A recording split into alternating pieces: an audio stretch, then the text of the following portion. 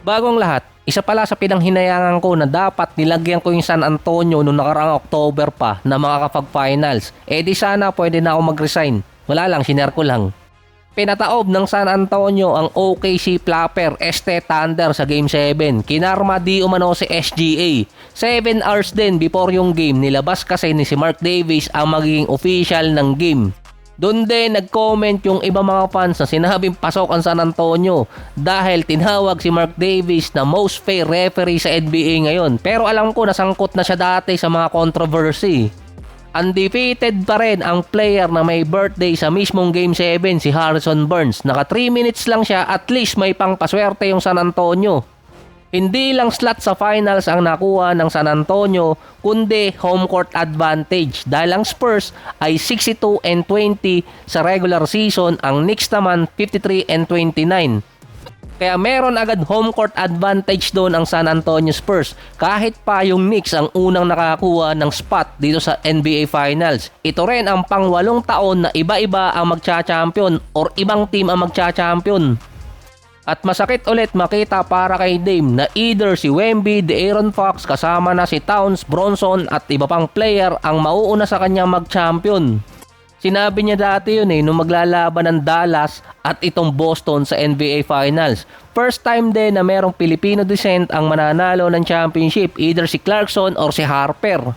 At least hindi na kukunuin na Pilipino dahil yung isa kinuno kayo Dati 12% na Pilipino, naging 8% tapos 2%. At kahit sinong manalo naman sa Knicks at San Antonio sa NBA Finals, may assurance naman si Jeremy Sohan ng championship kung hihingi siya sa kabilang team kapag sila ang natalo. Sa Game 7 naman ng San Antonio at Thunder, si SGA lang yung nakita ko ngayong player na nanalo ng MVP at nag-champion din na parang most hated, na natuwa yung ibang mga fans na natalo siya. Sinabi pang kinarma siya ng todo sa Game 7 dahil parang iniwan siya ng kanyang mga teammates. Nawala si Jalen Williams, nawala rin yung isa nilang maasahang player, tapos si Chet Holmgren bumalik ulit sa pagiging 3 months niya. Si SGA buti nakaihi pa 43 minutes, 35 points, 4 rebounds, 9 assists, 9 out of 11 sa free throws. Wala talaga kapag hindi siya nabibigyan ng favorable. Si SGA buti nakaihi pa. 43 minutes, 35 points, 4 rebounds, 9 assists, 9 out of 11 sa free throws. Wala talaga kapag hindi siya nabibigyan ng pabor na tawag. Mostly siya pa rin ang tumira sa Thunder. Meron pa rin naman mga unquestionable call pero hindi katulad ng mga nakaraang game. Nasiko na nga nitong si SGA si Castle, siya pa rin yung nabigyan ng free throws. Pero mostly ng mga pasabit ngayon or yung mga flop ni SGA hindi tinatawagan. Meron pa nga doon binarog na ni Pinoy Kuno itong si Devin Vassell. Tulad pa nung stats, tinalo pa rin ng San Antonio ang Thunder sa fast break, 19-7. Hindi nila kayang talunin sa takbuhan, 18-16 din ang fouls lamang ng dalawa yung San Antonio, pero mas mababa kumpara sa mga time na nanalo yung Thunder na nasa 24 or 22 average.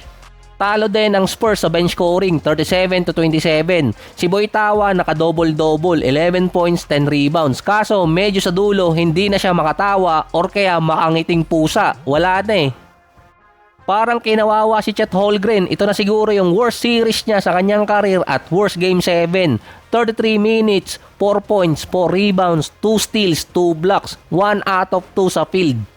Parang nagsimula agad yun nung dinakdakan siya ni Wembanyama Binangko din siya sa dulo. Para siyang nag-jogging sa loob ng 33 minutes. Yung last drive pa niya, bumagsak din siya tapos tinlungan pa ni Wembing tumayo. Hindi niya magawa yung nagagawa niya dati sa ibang mga teams. Napili pa naman siyang All-NBA team selection. Ngayon pa lang pinatitrade na si Holmgren ng mga fans. Pumasok na rin ang Thunder sa kanilang 3-player payroll. 3 player nila, meron agad silang 120 million mahigit. 3 player din ang pwedeng mawala or i-retain. Kaso tad-tad pa rin ang first round ang Thunder, kaya no problem pa rin sila. Yung Lakers Nation naman sumingit din na sinabing last time daw na nakapasok or naglaban ng Knicks at Spurs sa finals, kasunod daw nun 3-peat. Sa off-season ko nagatasan yan, mas malupit ngayong gatasan yung alien. Namakyaw si Wembanyama ng award ngayong taon kaya siguro naiyak. Siya yung napili bilang West Finals MVP. Naging All-Star, All-NBA Defensive Team, All-NBA Team, Unanimous Defensive Player of the Year at Block Champion. Si Wembanyama naman para nagdadala yan ng sama ng loob. In a good way naman dahil binabawian niya. Gaya nung kay Holmgren na nainis siya dati na naunahan siya ni 3 months na manalo ng championship. Nagtapat din kasi ang Knicks at San Antonio nung in-season tournament kung saan magiging rematch. Ang Knicks ang possible maging unang team na nanalo ng in-season tournament at manalo din ng NBA Finals. Yung in-season tournament championship kasi, yun ang game na parang pinagmukha di umanong mahinang team ng Knicks yung San Antonio ayon dito kay Wemby. Galing pa sila nun sa 11-game winning streak. Na hindi rin maintindihan ni Wembanyama kung ano nangyari. Bakit siya hindi rin makatira ng 3-point shot versus sa Knicks sa game na to. Ito rin kasi di umano ang game na yung lola ni Wemby pumanaw kaya hindi maganda yung nilaro niya. At may pagkakataon si Wembanyama na makabawi. Ito nung last time, nung sinabi kong kung iririgman ng NBA na ang San Antonio ang pumasok, papaldo si Commissioner. Prior ng Game 7, ang presyo ng Game 1, around 1,600 ang average. Nung nakapasok ang San Antonio, biglang naging 4,000 ang naging ticket ng NBA Finals. Ito yung average. Particular pa yon sa Madison Square Garden. Pero ang Spurs, nasa kanila kasi ang home court advantage. Nasa kanila ang Game 1 at Game 2. Meron pa di umanong Wemby tax na tataas lalo yung price ng ticket.